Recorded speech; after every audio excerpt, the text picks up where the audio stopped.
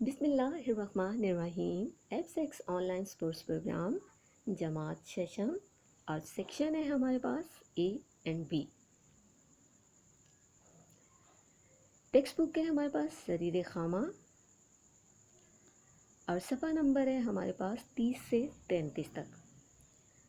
موضوع ہے ہمارے پاس دختران وطن اور مصنف ہیں عامر وحید. سبق کے تعارف کی طرف دیکھتے ہیں.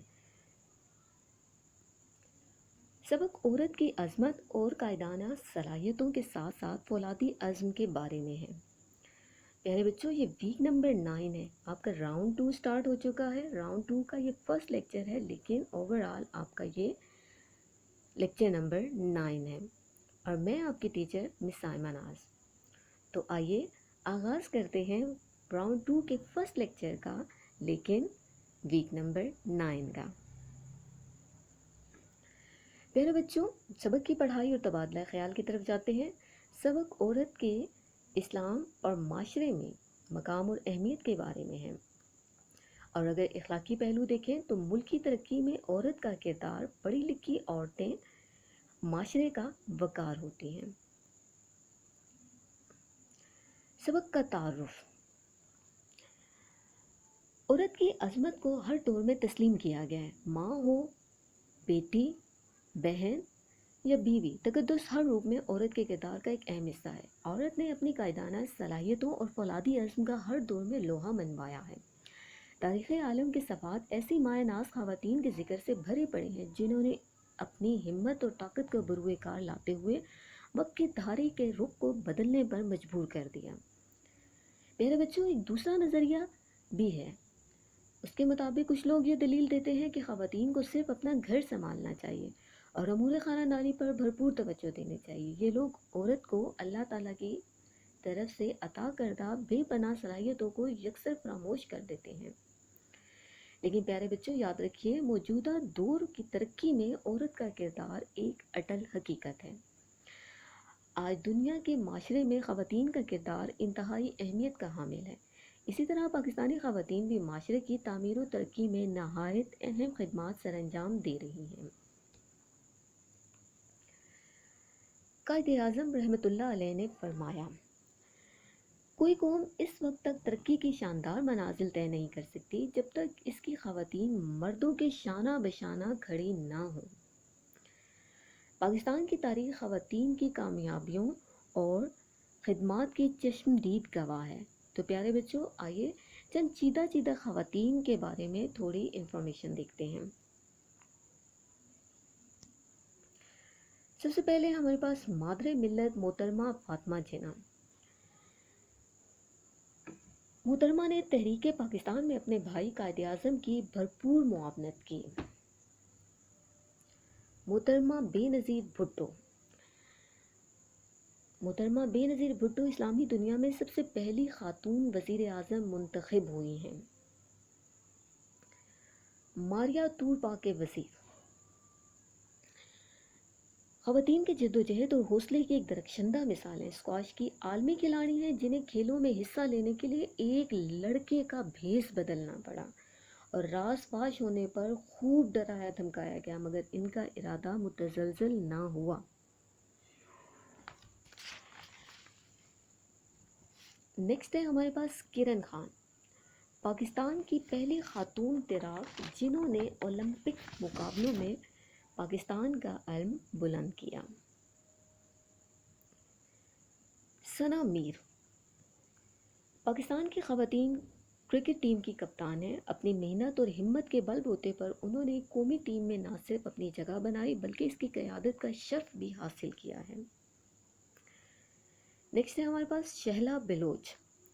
شہلا بلوچ نے فٹ بال کے میدان میں پاکستان کا نام روشن کیا. وہ حال ہی میں ایک کار حادثے میں زندگی کی بازی ہار گئی ہیں. اللہ تعالیٰ ان کو اپنی رحمت میں جگہ دے. مریم مختار. پیارے بچوں، آپ نے یہ نام تو سن رکھا ہوگا. مریم مختار کو پاکستان کی پہلی جنگی ہواباز خاتون ہونے کا اعزاز حاصل ہے. انہوں نے اپنے فرائض کی ادائیگی کے دوران شہادت کا مرتبہ حاصل کیا. سمینا بیگ. پاکستان کی وہ بیٹی ہے جنہوں نے ماؤنٹ ایوریسٹ کو سر کیا، اس کے ساتھ ساتھ انہیں 7 بلند ترین چوٹیاں سر کرنے کا اعزاز بھی حاصل ہے۔ غلام سغرا سلنگی۔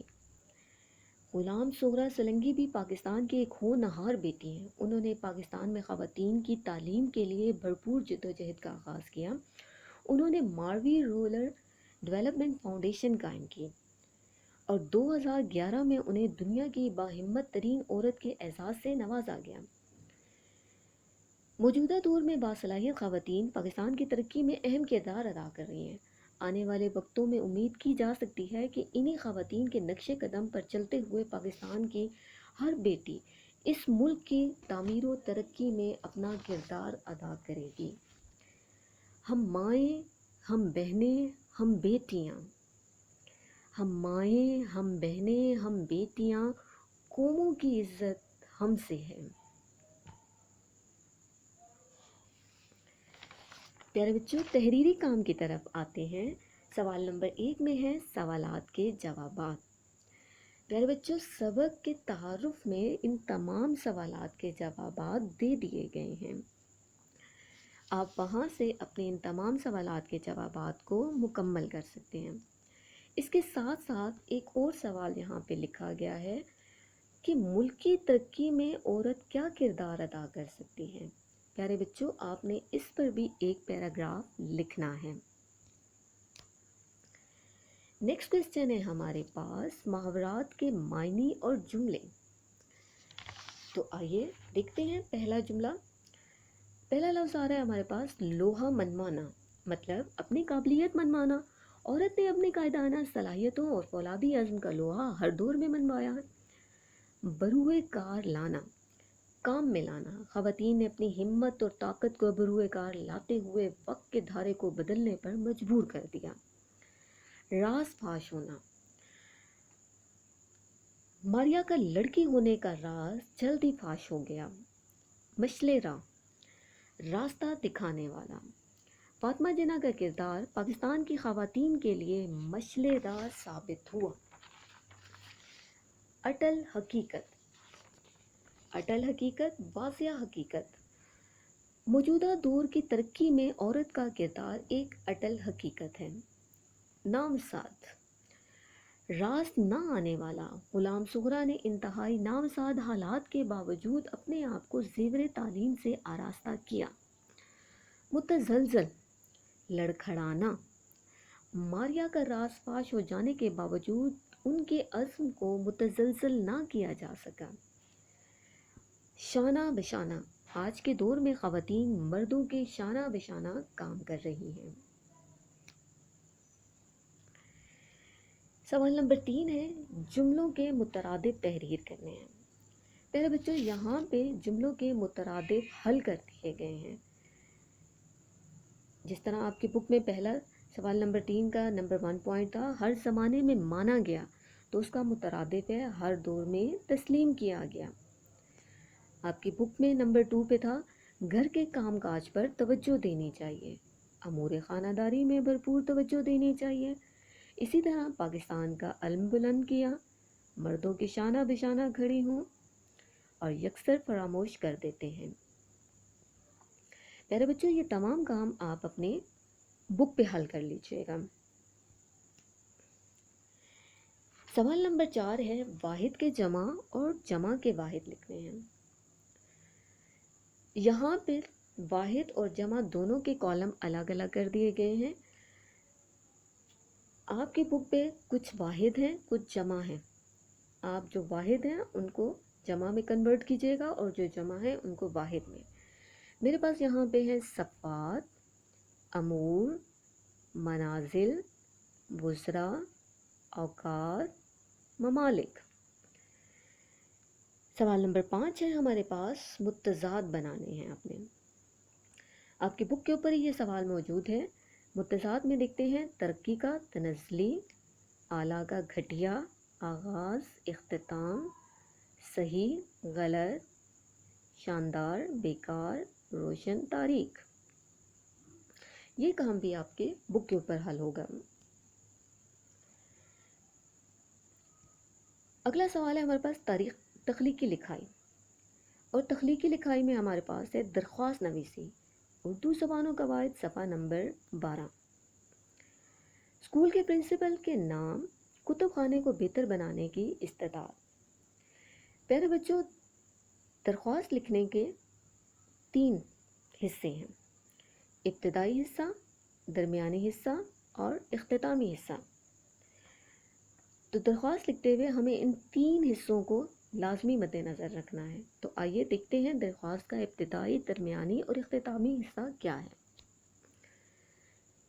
درخواست کا ابتدائی حصہ: بخدمت جناب پرنسپل صاحب، army public school Dhamial Rawalpindi, جناب عالی، مودبانہ گزارش ہے کہ۔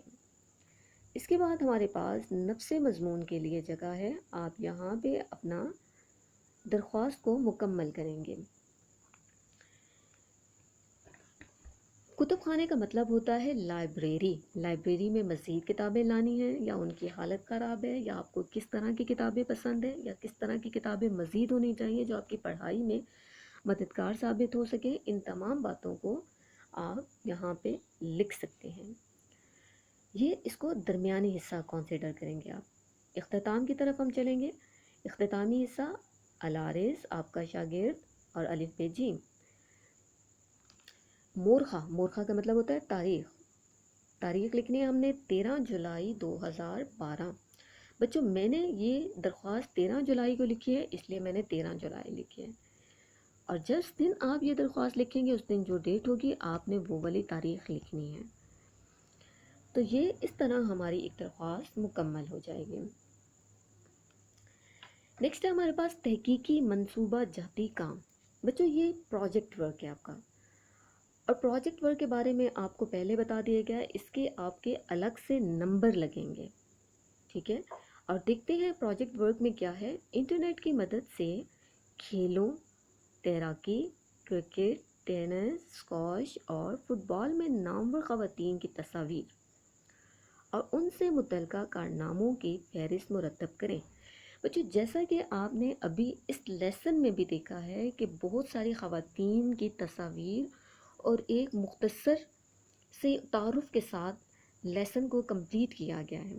اسی طرح آپ نے اپنی تحقیقی منصوبہ جاتی کام کو مکمل کرنا ہے، اور یہ سارا کام آپ اپنے انٹرنیٹ کی مدد سے کریں گے، اور ان تمام کھیلوں میں نامور خواتین کے بارے میں آپ نے لکھنا ہے۔ نامور خواتین کی تصاویر ہوں گی اور ان کے کارنامے لکھیں گے آپ۔ اور ایک دفعہ پھر آپ کو یاد کروا دوں کہ تحقیقی منصوبہ جاتی یعنی کہ پروجیکٹ ورک کے مارکس الگ سے لگائے جائیں گے۔ پیارے بچوں، اس کے ساتھ ہی ویکلی اسائنمنٹ نمبر 9 کا اختتام ہوتا ہے۔ شکریہ۔